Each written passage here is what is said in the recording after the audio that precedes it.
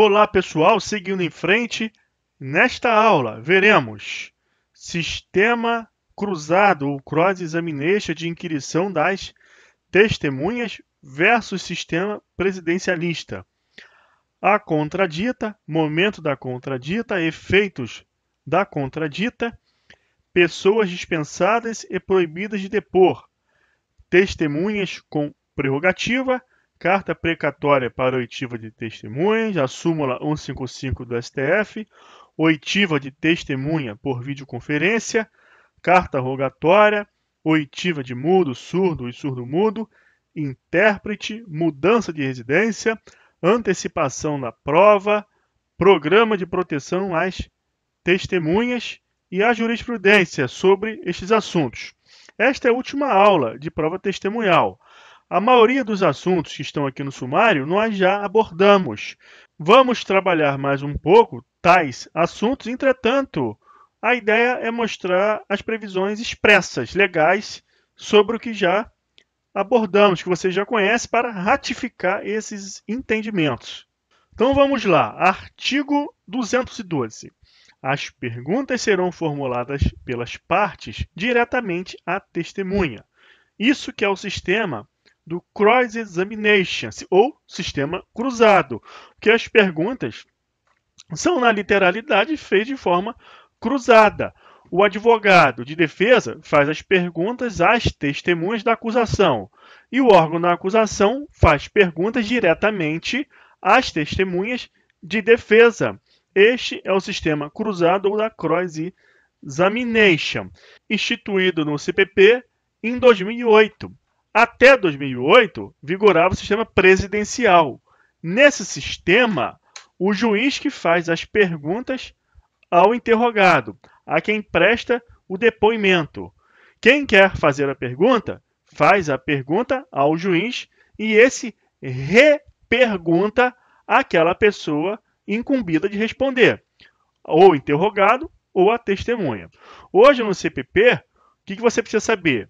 Que para o interrogado ainda vigora o sistema presidencialista, mas para as testemunhas houve uma modificação. Agora o sistema que vigora é o da cross-examination ou sistema cruzado. Para o interrogatório do acusado não modificou, também por conta de que as perguntas feitas ao acusado, elas já estão no próprio CPP. O juiz lê ali o CPP e já sabe o que deve ser perguntado. Para a testemunha, não tem esse rol de perguntas, já esse questionário pronto. Por isso que há uma justificativa plausível para que permanecesse o sistema presidencialista para o acusado. O juiz ele apenas fará um controle nesse tipo de sistema da cross-examination. Não admitirá perguntas que puderem induzir a resposta, que não tiverem relação com a causa ou importarem na repetição de outra já respondida. Parágrafo único. Sobre os pontos não esclarecidos, o juiz poderá complementar a inquirição. Então tá bom, entendi. A partir de 2008, vigora o sistema cruzado e eu vou fazer a pergunta diretamente para a testemunha da parte contrária. E no final, ficando algum ponto não esclarecido, o juiz complementa a inquirição. Só que semana passada, o juiz não deu essa oportunidade, não. Ele mesmo começou a fazer as perguntas lá e eu achei isso aí muito errado. Está contra, então, o artigo 212 atual. Pois é, alguns juízes cumprem a versão antiga do 212 por esquecimento ou porque não concordam com o sistema atual, com essa modificação. O que resta você fazer? Arguir essa impropriedade imediatamente, porque no processo penal não tem nulidade absoluta e imediata sine qua non em nenhuma situação. 563 do CPP. No processo penal, as nulidades elas necessitam de arguição e demonstração do prejuízo.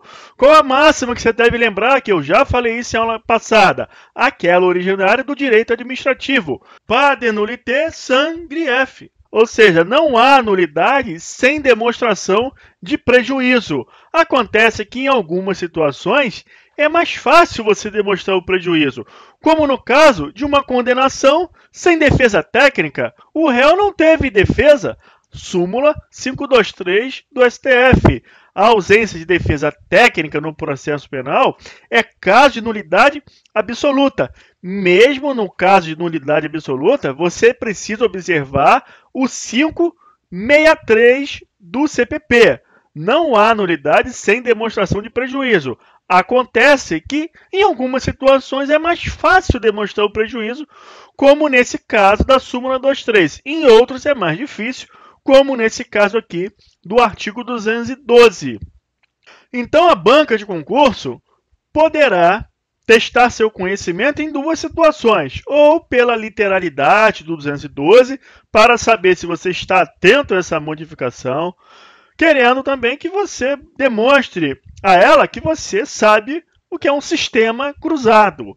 E a outra hipótese é querer testar seu conhecimento acerca das nulidades no processo penal. É um tema que vamos estudar mais à frente, mas os exemplos são inúmeros. E um deles é esse aqui, do artigo 212, parágrafo único, quando o juiz não observa a nova modalidade de interrogatório. Seguindo, o juiz não permitirá que a testemunha manifeste suas apreciações pessoais, salvo quando inseparáveis da narrativa do fato. O testemunho deve ser objetivo, está aqui a característica. E esse final, salvo quando inseparável da narrativa do fato. A testemunha depõe que viu fulano matar cicrano 3 horas da manhã na rua tal. Se ela explicar que tem insônia, toma remédio, por isso que ela estava acordada essa hora e viu isso, isso está ligado à narrativa do fato. É uma forma dela demonstrar que realmente ela é testemunha daquele fato. Aí, tudo bem, é o que esse final quer dizer. 214. Antes de iniciar o depoimento, as partes poderão contraditar a testemunha. Aqui eu já falei que essa arguição ela deve acontecer antes do início do depoimento. Arguir o quê? Circunstâncias ou defeitos. O que é uma circunstância? Olha, essa testemunha ela é muito amiga desse acusado. Essa testemunha é namorada do acusado. E o que é um defeito? É um vício que essa testemunha tem. Qual é o exemplo clássico? Excelência, esta testemunha já foi condenada por falso testemunho. É um testemunho que torna aquele depoimento indigno de fé.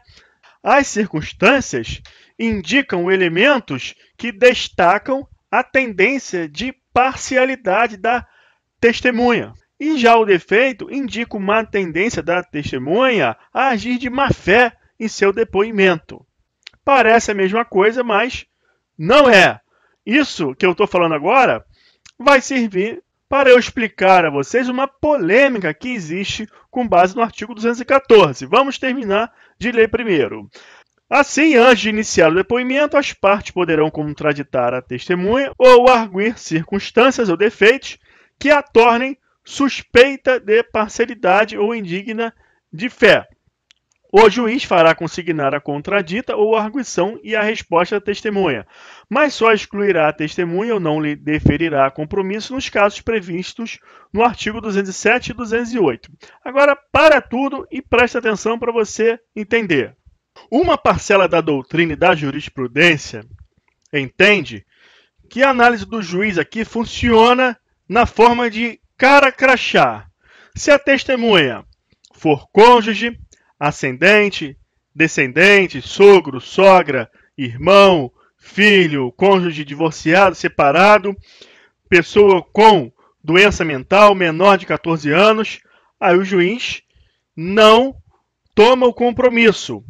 Entretanto, qualquer outra pessoa deve ser compromissada e depor na qualidade de testemunha, sob pena de incorrer no crime de falso testemunho.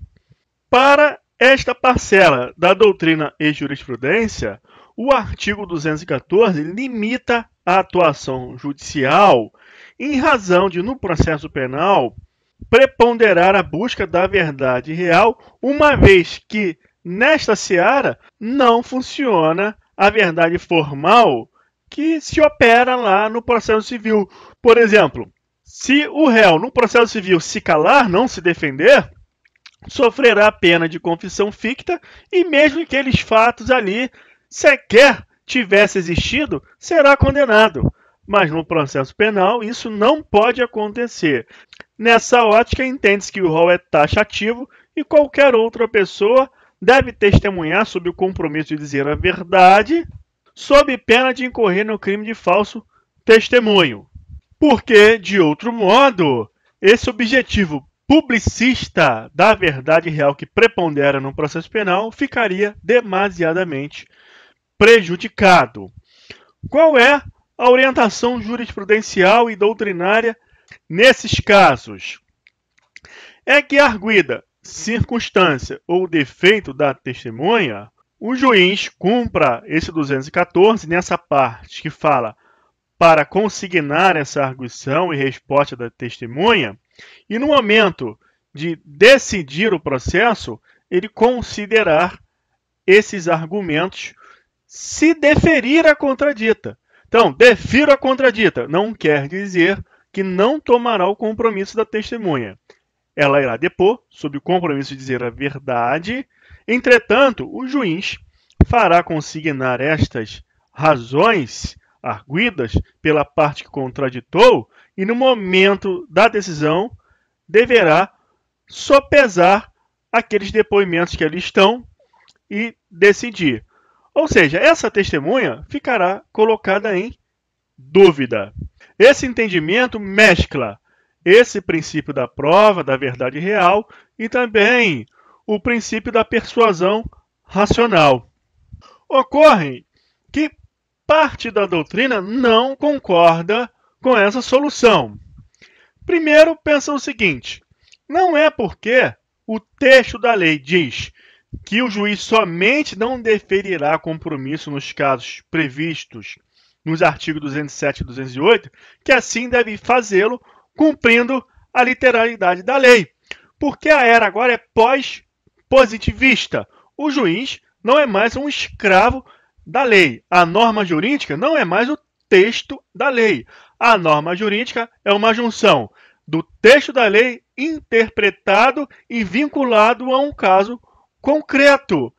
Além do mais, no processo penal, é admitido, à luz do artigo 3º deste diploma, a interpretação extensiva, aplicação analógica e suplemento dos princípios gerais do direito. Não estamos numa seara da legalidade estrita, como ocorre no direito penal. Outro ponto relevante é que o movimento constitucionalista está assentado na limitação do poder, muito embora o juiz ter o seu controle feito através da fundamentação quiesara, o prejuízo pode ser muito grande caso não considere de fato a imparcialidade daquela testemunha e fundamente um decreto condenatório com base no seu depoimento. E isso estamos nos referindo ao juiz singular, ao procedimento comum. Agora, transporta isso para o tribunal do júri. Faz muita diferença o juiz dizer: senhores jurados, a senhora fulana de tal será ouvida como informante. Ou, indefiro a arguição, esta pessoa prestará o compromisso e será ouvida na qualidade de testemunha. Para os jurados que tendem a ter como norte o juiz presidente, são leigos, não têm o conhecimento técnico do processo penal de uma maneira geral, de regra, isso tem muito efeito. Portanto, essa parcela da doutrina defende que o dispositivo 214 não pode ser interpretado de uma maneira literal em todos os casos. Precisa ser analisado cada caso concreto. Noutro passo, a própria lei seria uma fonte de contradição ao determinar no artigo 203 que a testemunha expõe a sua relação com a vítima, com o acusado, ao autorizar a arguição de circunstâncias ou defeitos, mas de qualquer forma, determinar que essa pessoa, caso não esteja incerta naquele rol do artigo 207 e 208, tenha que prestar o compromisso de dizer a verdade sob pena de enquadramento no crime de falso testemunho. Feita essa exposição teórica abstrata, vamos passar agora para exemplos concretos e você vai compreender o que cada linha dessa quer dizer na prática. Imagina a cena.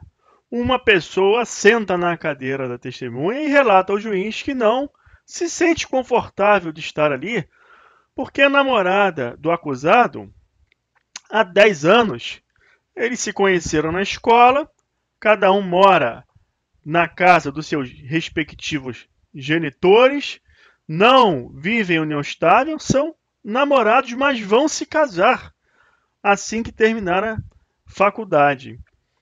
O juiz vai observar o rol do artigo 207 e 208 e vai notar de plano que essa pessoa não é cônjuge e nem companheira, é namorada. Pela primeira corrente, vai compromissar essa pessoa que deverá depor como testemunha. Essa pessoa, constrangida na forma da lei a dizer a verdade, não diz a verdade, nega a verdade ou cala a verdade em razão dessa íntima relação com o acusado. Das duas, uma, essa pessoa irá responder por falso testemunho ou simplesmente com base nesse falso depoimento, o réu poderá ser absolvido.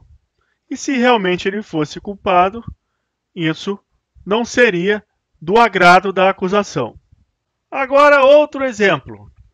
A pessoa senta na cadeira de testemunha e o Ministério Público argue um defeito dessa testemunha. Excelência, esta testemunha ela já foi condenada 2 vezes por falso testemunho.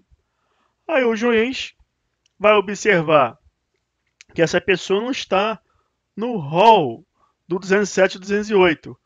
Mas essa regra não tem que ser aplicada assim, tudo ou nada, de forma literal. O juiz então resolve não compromissar essa testemunha e ouvi-la como informante.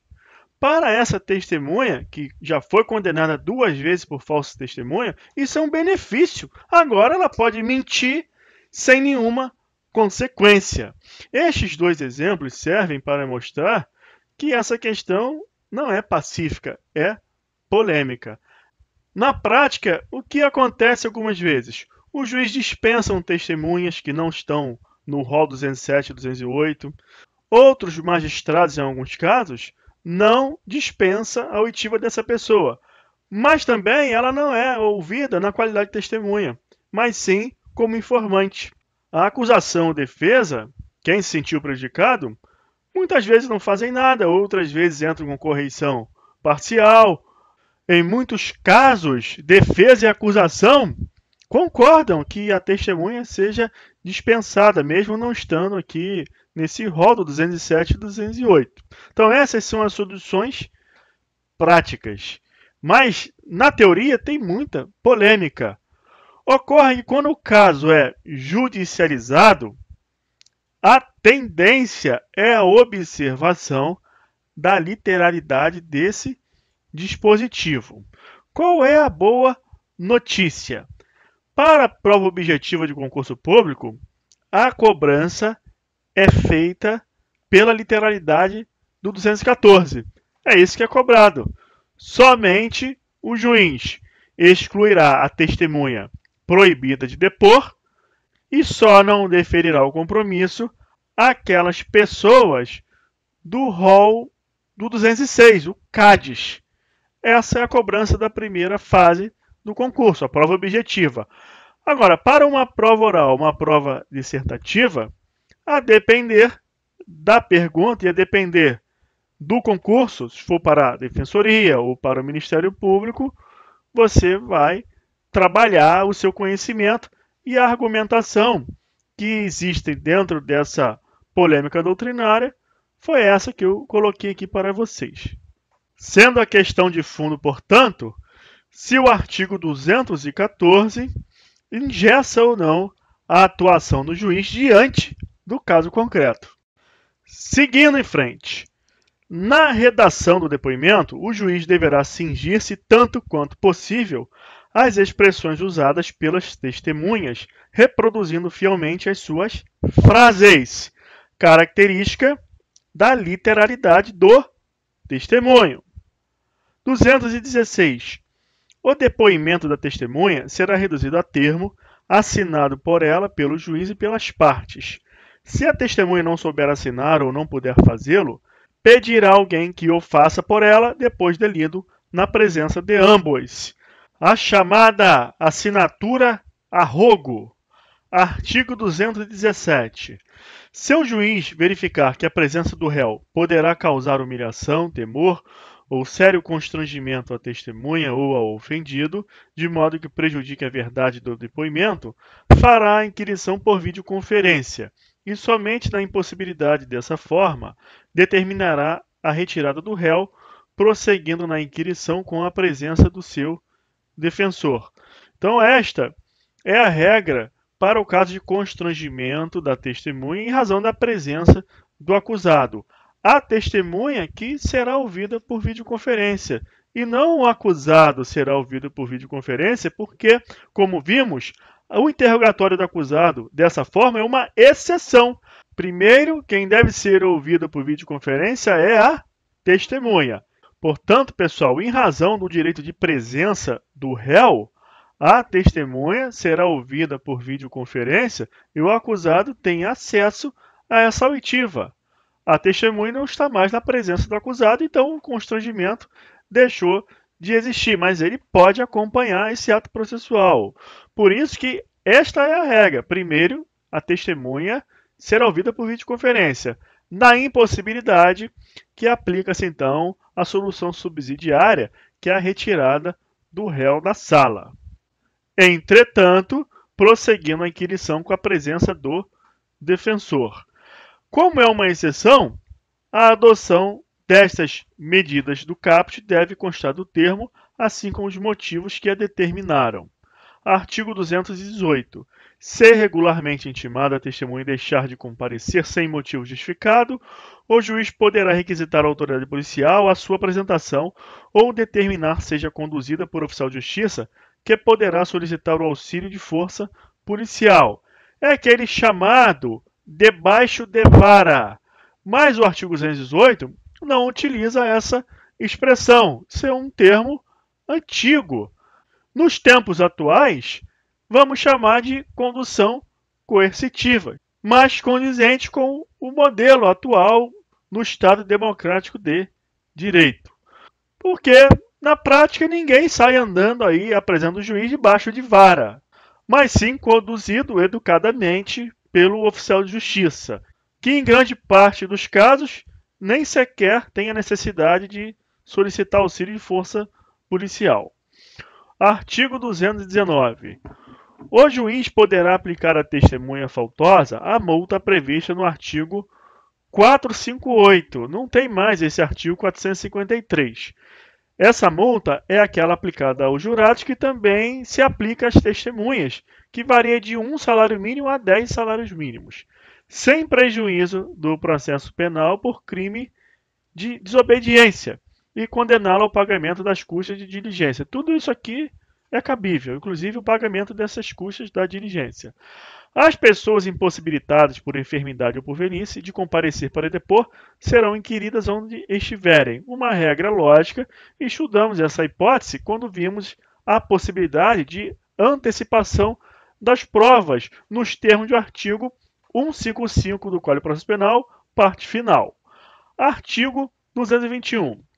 O presidente, o vice-presidente, senador, deputado, ministro de Estado, governador de Estado, secretário de Estado, prefeitos, deputados estaduais, membros do Judiciário, ministros e juízes do Tribunal de Contas da União, dos Estados, do Distrito Federal, bem como do Tribunal Marítimo, têm essa prerrogativa de serem inquiridos em local, dia e hora previamente ajustados entre ele e o juiz. Para facilitar, eu montei uma estratégia aqui. E em negrito, eu coloquei aquelas pessoas, autoridades que fazem parte do executivo. Então você está vendo o chefe de cada executivo, federal, estadual e municipal, presidente, governador e prefeito.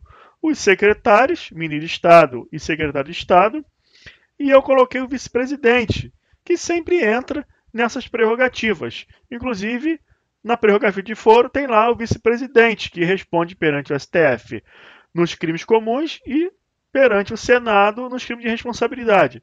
Mas você não tem vice-governador. Então, de regra, o vice-presidente sempre está colocado nessas regras que fazem previsão constitucional de prerrogativa para o presidente. Então é fácil você lembrar que tem que incluir aqui o vice-presidente e não incluir o vice-governador. Eu sublinhei aquelas pessoas que fazem parte do legislativo. Então tá o senador, o deputado federal, o deputado estadual. Em itálico, eu coloquei os membros do poder judiciário e dos tribunais de contas, que também geralmente têm essas prerrogativas. Aí você tem que se esforçar um pouco para memorizar. Agora observe que aqui não está membros da Defensoria nem do Ministério Público. Mas não tem problema, porque as legislações orgânicas destas instituições fazem esta mesma previsão de poder depor como testemunha, local, dia e hora previamente ajustado entre ele e o juiz. Inclusive a própria LOMA, que é a Lei Orgânica da Magistratura, faz essa mesma previsão. Mesmo se não fizesse, o CPP ainda tem o artigo 3º, que permite a analogia no processo penal. Então, como essa prerrogativa é em razão do cargo, haja vista as funções desempenhadas por estas autoridades, porque os juízes têm a prerrogativa e o Ministério Público e a Defensoria não? Não faz o menor sentido. Então, para eles também tem essa previsão, mas sem prejuízo por conta da legislação orgânica prever essa regra. Agora, o mais importante é essa jurisprudência, que é um leading case, foi quando o ministro Joaquim Barbosa ele diz o seguinte: passados mais de 30 dias, sem que a autoridade que goza da prerrogativa prevista no caput 221 do CPP tenha indicado dia, hora e local para sua inquirição, ou simplesmente não tenha comparecido na data, hora e local por ela mesma indicado, como se dá na hipótese, impõe-se a perda especial da prerrogativa, sob pena de admitir-se que a autoridade arrolada como testemunha possa, na prática, frustrar a sua oitiva indefinidamente sem justa causa. Ou seja, em caso de abuso, o que acontece? Perda da prerrogativa prevista no 221. Parágrafo 1º. O presidente e o vice da República, presidente do Senado, Câmara e do STF poderão optar pela prestação de depoimento por escrito, caso em que as perguntas formuladas pelas partes e deferidas pelo juiz lhes serão transmitidas por ofício. Aqui é muito fácil também lembrar, porque é só você lembrar que esta prerrogativa é dos presidentes da cúpula dos poderes do Estado. Então, do Executivo, do Legislativo e do Judiciário. É o presidente do Supremo, presidente do Executivo Federal e presidente do Senado e presidente da Câmara. Então é tranquilo você lembrar. A pegadinha que pode acontecer é vir na questão ministros do STF. Não, é só o presidente. E aquela observação que eu fiz quanto ao vice, está aqui, ó, o vice sempre entra. Então não é difícil você lembrar do vice. Os militares deverão ser requisitados à autoridade superior, é uma regra que tem que memorizar. Aos funcionários públicos, aplicar-se ao disposto no 218, que é aquela condução coercitiva. Devendo, porém, a expedição do mandado ser imediatamente comunicada ao chefe da repartição que servirem com a indicação do dia e da hora marcados. Essa previsão existe para que o serviço público não fique prejudicado. Então, os funcionários têm que ir lá prestar o depoimento. Aí o chefe ele organiza ali a repartição. Artigo 222. A testemunha que morar fora da jurisdição do juiz será inquirida pelo juiz do lugar de sua residência, expedindo-se para esse fim carta precatória com prazo razoável intimadas às partes. Isso para que a despesa do deslocamento não fique a cargo da testemunha. Esse artigo enseja pergunta recorrente. É com relação à intimação dessa carta precatória e também da intimação da data da oitiva da testemunha lá pelo juiz deprecado. Aí você tem que conhecer a súmula 155 da STF e o julgado. Súmula 155 da STF. É relativa à nulidade do processo criminal por falta de intimação da expedição de precatória para inquirição da testemunha. Essa questão de nulidade, prevista no 563 do CPP, é uma regra que você já tem que incorporar na sua mente com relação à nulidade, porque nem a nulidade absoluta ela se dá automaticamente. Tem que observar o textinho lá do 563. Nulidade no processo penal precisa ser objeto de arguição e demonstração de prejuízo. E aqui é a mesma coisa. Então, não houve uma intimação da expedição da carta precatória para inquisição de testemunha. Tem que ter essa intimação, mas não houve. Nulidade relativa, não é nulidade absoluta. Agora, com relação à intimação da data da oitiva da testemunha lá pelo juízo do deprecado, não tem nulidade nenhuma, nem relativa.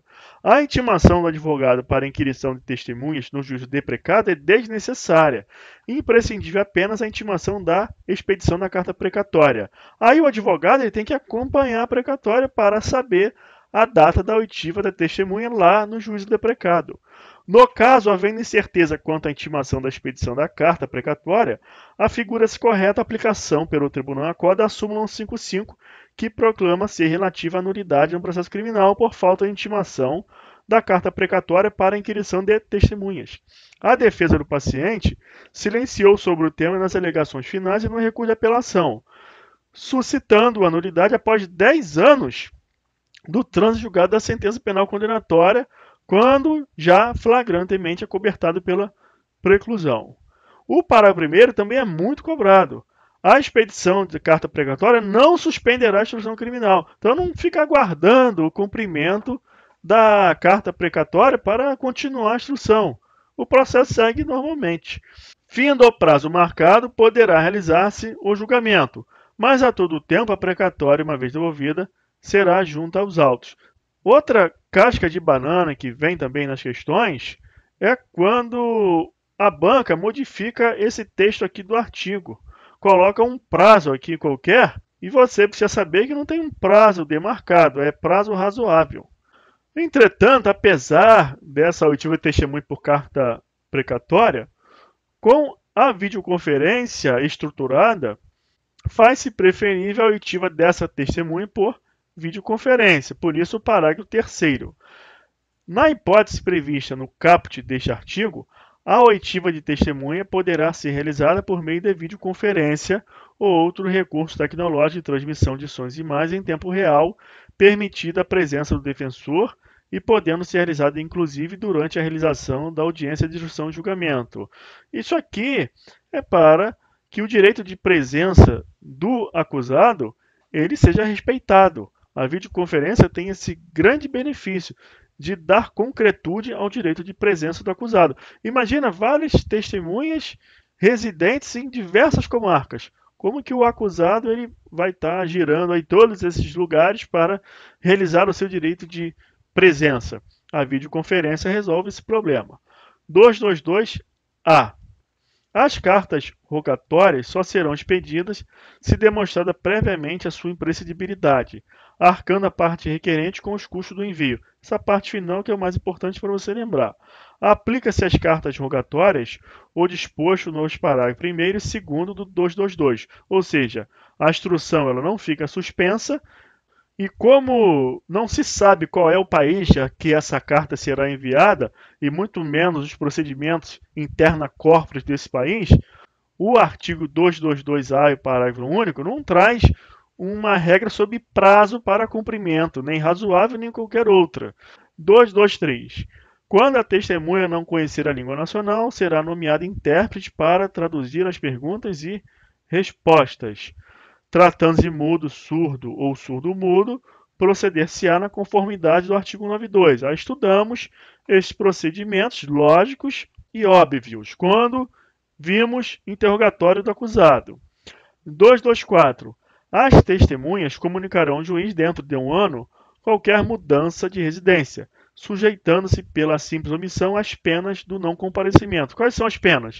Multa de 1 a 10 salários mínimos e também responder pelo crime de desobediência. Se qualquer testemunha houver de ausentar-se, ou por enfermidade ou por velhice, inspirar receio de que ao tempo da instrução criminal já não exista, o juiz poderá, de ofício ao requerimento de qualquer das partes, tomar-lhe antecipadamente o depoimento.